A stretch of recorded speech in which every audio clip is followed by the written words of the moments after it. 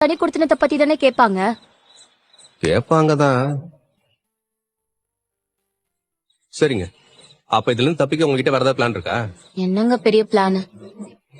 உண்மையா இப்பயே சொல்லிட்டா எந்த பிரச்சனையும் இருக்காதுல்ல. அங்கதாங்க நீங்க தப்பு பண்றீங்க. கல்யாணம் ஆனதுக்கு அப்புறம் அண்ணனுக்கு இந்த உண்மை தெரிஞ்சா அண்ணனுக்கு இதை ஏத்துக்கிறத தவிர வேற வழியே இல்லைங்க.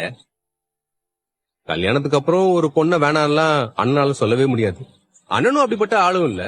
வேற வழி இல்லாம அந்த பொண்ணோட கண்டிஷனுக்கு ஏத்த மாதிரி அண்ணனும் ஒத்துக்கும். நம்ம இப்படி பண்றது அண்ணனுக்கு பண்ற துரோகம் இல்லையா? ஒரு துரோகமும் இல்லைங்க. இத நம்ம பண்ணலன்னு வைங்க, அண்ணனுக்கு கல்யாணமே நடக்காதுங்க. அண்ணன் இப்படியே இங்கேயே இருந்துருங்க. அடுத்து பாண்டியனுக்கு கல்யாணம் நடக்கும், பல்லவனுக்கு கல்யாணம் நடக்கும். எல்லார் கல்யாணத்தையும் நின்று நடத்தி வச்சுட்டு அண்ணன் இப்படியே இந்த வீட்லயே இருந்துருங்க. சில உண்மைகளை மறைக்கிறதால அந்த கல்யாணம் நடக்கும்னா நடக்கட்டுங்க.